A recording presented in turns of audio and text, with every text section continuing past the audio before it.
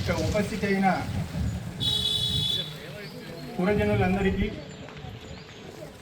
80వ స్వాతంత్ర దినోత్సవ శుభాకాంక్షలు తెలుపుతూ నేను ఎక్కువ సమయం తీసుకోను. మీ మధ్యలో ఉన్నది ఈయన ఎక్కువ మాట్లాడతాడు. అవును, సూర్యోదయం నుంచి సూర్యాస్తమయం వరకు కూడా మాట్లాడే నాకు ఉన్నది చెప్పుకుంటున్నాను. చెప్పింది చెప్పకుండా చెప్తా. అయితే మూడే ముక్కలు చెప్తాను.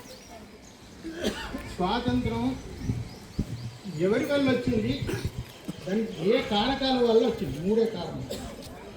స్వాతంత్రం చాలామంది అనుకుంటారు, అపోహపడకండి, వాస్తవం చెప్తాం. వాస్తవం ఎప్పుడు చేదుగా ఉంటుంది. కేవలం కానీ పోరాడితేనే, కొంతమంది పోరాడితేనే స్వాతంత్రం వచ్చిందని అపోహ ఉన్నది. అది చాలా తప్పు. స్వాతంత్రం వచ్చాక ప్రైమ్ మినిస్టర్ అట్లీ ఒక ప్రకటన చేశారు. అట్లీ మన దేశాన్ని విజిట్ చేసినప్పుడు ఆయన విలేకరు దయచేసి మాట్లాడకండి, ఒక విలేకరు అడిగినప్పుడు స్వాతంత్రం 200 సంవత్సరాలు కొత్త విషయాలు చెప్తున్నా, నేను పాత ఉల్లించా. మీ అందరికి ఒకటే పదంతో అడ్రస్ చేసిన సంబోధి అంత మనమే, అందరిలో మనం ఉన్నాం. ఓకే, అట్లీకి మాట్లాడినప్పుడు అయ్యా ఏదో గాంధీ, నెహ్రూ, పటేల్ వల్ల కాదు, మొట్టమొదటి కారణం సుభాష్ చంద్రబోస్ నేషనల్ ఆజాద్ హింద్ ఫౌజ్ను జర్మనీలో ప్రారంభించి అక్కడి నుంచి ఇండియాలో కేవలం మిలిటరీ ఆఫీసర్స్ మాత్రమే బ్రిటిష్ వాళ్ళు, మిలిటరీలో ఉండే సైనికులందరూ భారతీయులే. కాబట్టి భారత సైనికులలో ఏది స్వాతంత్ర సమర ఐడియా పురికొల్పిండు ఎవరు? సుభాష్ చంద్రబోస్. ఇప్పుడు మేము స్వతంత్రాన్ని ఇవ్వద్దు, వీళ్ళకి వ్యతిరేకంగా పోరాడాలన్నా ఈ సిపాయిలు సైనికులు మాకు తిరుగుబాటు చేసే పరిస్థితి ఉన్నది, మా సైన్యము మా కంట్రోల్ లేదు. కాబట్టి ఇక్కడి నుంచి ఈ భారతదేశం colony, this is called colony, ఈ కాలనీలను మేము పరిపాలించే తాగుతూ బలం మా దగ్గర లేదన్నారు. నెక్స్ట్ రెండవది, అప్పుడే స్వాతంత్ర పోరాటం ముగిసింది. 1945లో స్వాతంత్ర పోరాటం రెండవ ప్రపంచ యుద్ధం ముగిసింది. రెండవ ప్రపంచ యుద్ధంలో బ్రిటిషు దేశం అతలాకుతలమైపోయింది. అది ఆర్థికంగా, సైనికంగా అన్ని విధాలుగా కుతలమైంది. అయిపోయి ఇక మేము పరిపాలించే దక్షత, ఆ దమ్ము, ధైర్యం మా దగ్గర లేదు, మేము ఇవ్వాల్సి వచ్చింది. తర్వాత మూడవది ఏంటంటే, అతి సీక్రెట్, ఇదే కీలకమైంది. అయితే ముస్లిం లీగ్ అధ్యక్షుడు మహమ్మద్ అలీ జిన్నాకు బ్లడ్ క్యాన్సర్ ఉంది. 6 నెలల్లో జిన్నా చనిపోతాడు. ఇక జిన్నా ఇప్పుడు ఇస్తేనే దేశం విభజన జరుగుతుంది, లేకుంటే విభజన జరగనీయరు. ఎవరు? పటేలు, నెహ్రూ, గాంధీ జరగనీయరు. కాబట్టి ఐక్యంగా ఉండాలి. ఐక్యంగా ఇవ్వడానికి బ్రిటిష్ వాళ్ళకి ఇష్టం లేదు. బ్రిటిష్ వాళ్ళకు ఈ ఐక్యంగా ఈ దేశాన్ని విభజించకుండా దీన్ని స్వాతంత్రం ఇచ్చిపోతే ఇది సూపర్ పవర్ అవుతుంది, ఇది ఏషియన్ టైగర్ అవుతుంది, లైన్ అవుతుంది. It will lead the world in future because of manual and mental. All resources are there in India, best than Britain అని మనకు తెలుసు. కాబట్టి పోయే ముందు వీళ్ళు విభజించిపోయారు. అది ఒక బాధకరమైన విషయమే. ఈరోజు సుఖం ఉన్నది, బాధ ఉన్నది, అది ఒకటి. ఈ 3 కారణాల వల్ల మనకు స్వాతంత్రం వచ్చింది. ఈ 3 కారణం. ఎవరు పోరాడితే వచ్చి ఇచ్చింది కాదు ఈ 3. అయితే జిన్నా ఒకవేళ చనిపోతే ఇక దేశ విభజన జరగకపోదు కల అని చెప్పి దీనికి పటేల్ చాలా దేశ విభజన కొరకు పాటుపడ్డాడు. దేశ విభజన ఎట్టి పరిస్థితులు జరగద్దని ఉన్నాడు. కాబట్టి నెహ్రూ, గాంధీ ఏమైనా సరే కానీ పటేల్ మాత్రం ఉన్నాడు. కాబట్టి ఇది జిన్నా చనిపోతే ఈ భారతదేశాన్ని విభజించబడదు అని చెప్పి అప్పుడు ఇక ఒక విషయం, ఇక జనగణమన గేయాల గురించి మాట్లాడు.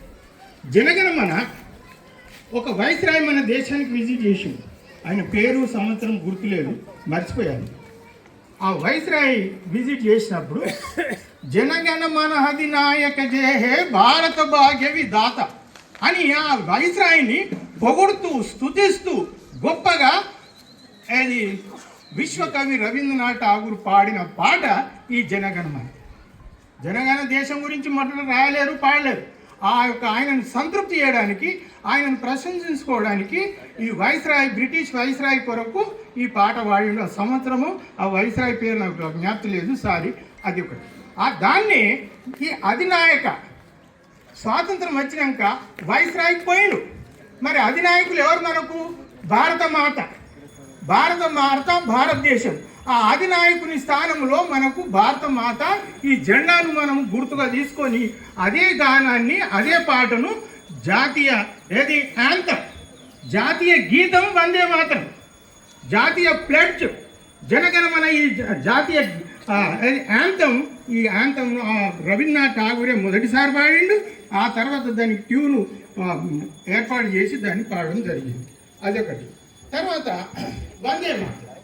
వందే మాతరం అసలు ప్రపంచ స్వాతంత్ర పోరాటాలు మనం పరిశీలన తీసుకుంటే ఫ్రెంచ్ విప్లవం కానివ్వండి, అమెరికా విప్లవం కానివ్వండి, బ్రిటిష్ కానివ్వండి, చైనా కానివ్వండి, ఇవన్నీ మొత్తం పెద్ద విప్లవాలు, స్వాతంత్ర పోరాటాలు. వీటన్నిటిలో ఏ దేశంలో లేని ఒకటే ఒక పాట, ఒకటే ఒక నినాదం, వందే మాతరం, వందే మాతరం. ఆ రోజుల్లో నేను చిన్నగున్నప్పుడు సినిమాలు చూసే ముందు న్యూస్ రీల్ చూపించేవాళ్ళు. ఇప్పుడు పిల్లలకు తెలియదు. 50 ఏళ్ళ క్రితం, 60 ఏళ్ళ క్రితం ఉన్న వాళ్ళకు న్యూస్ రీల్ నమస్కారం, వాళ్ళకు సలాం అనేది లేదు. వందే మాతరం, వందే మాతరం. దీని మీద ఒక ఫ్రెండ్ రీసెర్చ్ చేసిండు. ఏ పాట కానీ, ఏ నినాదం కానీ కోట్ల కొద్ది వ్యక్తులను ప్రేరణ చేసి, వాళ్ళని ఉద్రిక్తులను చేసి, స్వతంత్ర పోరాటానికి ఉన్ముఖులను చేసిన ఒక నినాదం ఉన్నదంటే అది వందే మాతరం. కాబట్టి ఈ వందే మాతరము బంకిం చంద్ర చటర్జీ, ఆయన బెంగాలీ వాడే, రవీంద్రనాథ్ ఠాగూర్ బెంగాలీ వాడే. బెంగాల్ అనేది రెవల్యూషనరీకి స్థానం, పుట్టి నీళ్ళు. అందుకే ఆంగ్లేయులు బెంగాల్ను పశ్చిమ బెంగాల్, తూర్పు బెంగాల్ ఒకటి ఉంటే ఇది మనకి ఎప్పటికైనా ముప్పు అని చెప్పి విభజించు పాలించు అనేది అక్కడి నుండి ఏది భౌగోళికంగా కూడా మనకు విభజించి పాలించాలి. సాంఘికంగా కాకుండా ఆ భౌగోళికంగా పాలించి తూర్పు బెంగాల్, పశ్చిమ బెంగాల్ చేసి ఆ బంకిం చంద్ర చటర్జీ ఒక నవల రాశాడు. ఆ నవల మామూలు నవల రాదు. అది ఆ సమాజం గురించి, ఏదో ఫ్యామిలీ గురించి, ఒక లవర్స్ గురించి రాసేది నవల కాదు. అది దేశభక్తి నవల. ఆనంద్ మఠ్ అనే దేశభక్తి నవల బంకిం చంద్ర చటర్జీ రాశాడు. ఆ నవలలో ఈ 5 చరణాలుండే ఈ వందే మాతరం అనే గీతం తీసుకుంది. ఈ వందే మాతరము భారత మాతను స్తుతిస్తూ ఈ భారతదేశాన్ని స్తుతిస్తూ, ఆమె గొప్పతనాన్ని, ఆమె లక్షణాలను స్తుతిస్తూ చేస్తే, అందుకే దీన్ని అప్పుడు ఎందుకు కాలేదు, ఇప్పుడు ఎందుకంటే కొంతమంది మైనారిటీ సోదరులు, మన దేశ మైనారిటీ సోదరులు వ్యతిరేకిస్తే దానికి జంకి పటేల్ ఎదిరించిండు.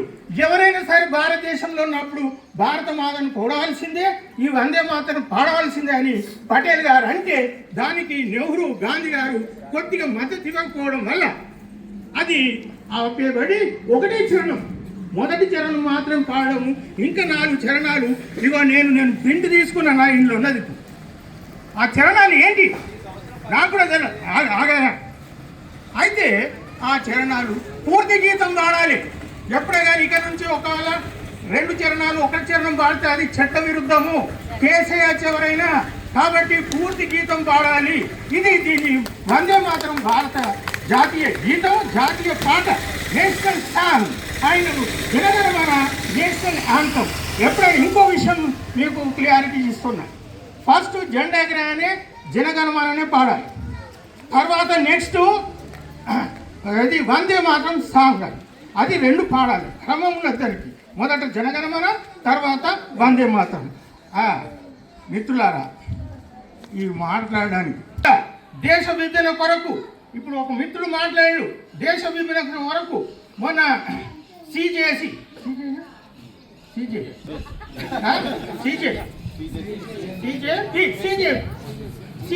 వాళ్ళ పిల్లలే, వాళ్ళ జన్యున్ కేసు ఏదైతే ఇష్యూ ఉంటే వాళ్ళకి మద్దతు ఇస్తాం. వాళ్ళ పిల్లలకి ఏది